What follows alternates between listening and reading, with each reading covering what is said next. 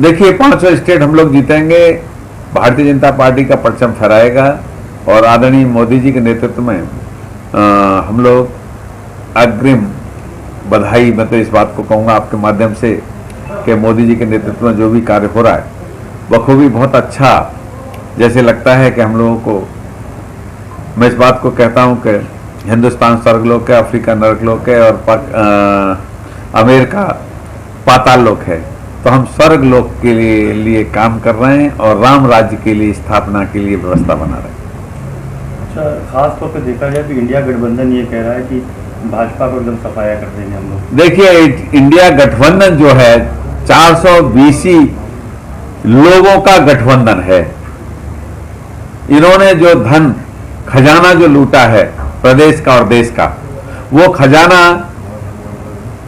कैसे बचे, कैसे उनके उत्तराधिकारी बचे, कैसे उनके परिवार में राजनीति बचे, ये उनकी सोच, उनकी विचार है। इसलिए जनमानस जान चुका है पूरे देश का कि ये 420 नहीं 840 लोग हैं ये लोग, यानी 420 तो कम हो गया, 840 लोगों का इंडिया गठबंधन बना है। इसलिए अब देखिए भारत कहने लगे लोग, और भारत ही असली नाम है। इंडिया तो 420 लोग पहले भी इंडिया, आपने देखा होगा अंग्रेज आए, अंग्रेज गोरे अंग्रेज थे वो चले गए और काले अंग्रेज इनको छोड़ गए। ये उन्हीं की संतान हैं, अंग्रेजों की संतान हैं। क्योंकि काले हो गए क्योंकि ये क्रॉस ब्रीड हो गई ना, तो ये उसी चाल से चलना चाहते हैं, उसी चाल ढाल से इस देश को कब्जा करना चाहते थे। लेकिन आज आदरणीय मोदी जी के नेतृत्व में सुरक्षित हाथों में ये देश की कमान है, जिसमें विश्व में आज परचम पूरे देश का, हिंदुस्तान का फहरा रहा है।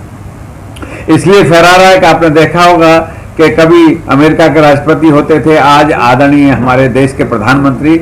78% जो सर्वे हुआ फोर्ब्स जो मैगजीन है अमेरिकन, उसमें साफ तौर से लिखा हुआ है कि 78% आज विश्व के लोगों की चाहना है कि विश्व का अगर चुनाव हो जाए तो वर्ल्ड के प्रेसिडेंट हो सकते हैं आज आदरणीय नरेंद्र मोदी।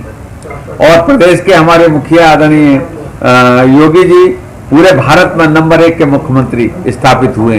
क्योंकि देखिए ऑस्ट्रेलिया ने भी आप लोगों ने ही लिखा है, ऑस्ट्रेलिया के प्रधानमंत्री ने उनको 1 साल के लिए कोरोना काल में मांगा था कि 1 साल के लिए हमें उधार दे दो।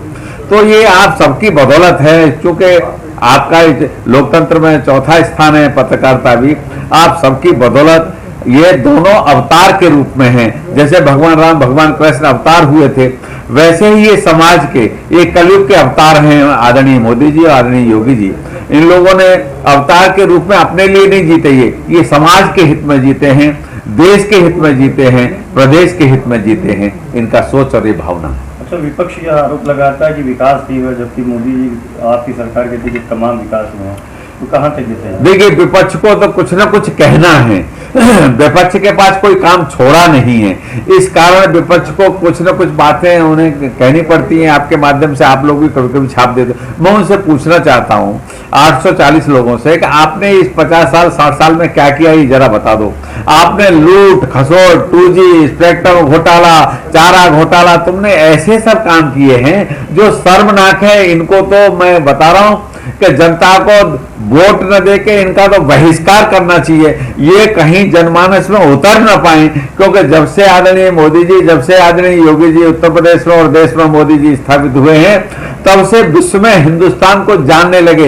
निशाम सपेरों का देश बताते थे हिंदुस्तान को। आज हम चौधराहट के रूप में विश्व की चौधराहट कर रहे हैं, विश्व के फैसले कर रहे हैं। यूक्रेन और रशिया की लड़ाई युद्ध में हमने 4 दिन युद्ध बंद कराया और हमने 22,000 स्टूडेंट जो हमारे पढ़ने गए थे, हम उनको निकाल के लाए। कितनी बड़ी उपलब्धि। आज तक के इतिहास में ऐसा कभी हुआ है क्या कि हमारे कहने से युद्ध वो बंद हो जाए 4 दिन के लिए? ये बड़ी बात है। तो इसलिए मैं आपके माध्यम से ये कहूंगा कि ये लोग तो बरगलाने का काम करेंगे। ये 420 की जगह 840 हो गए।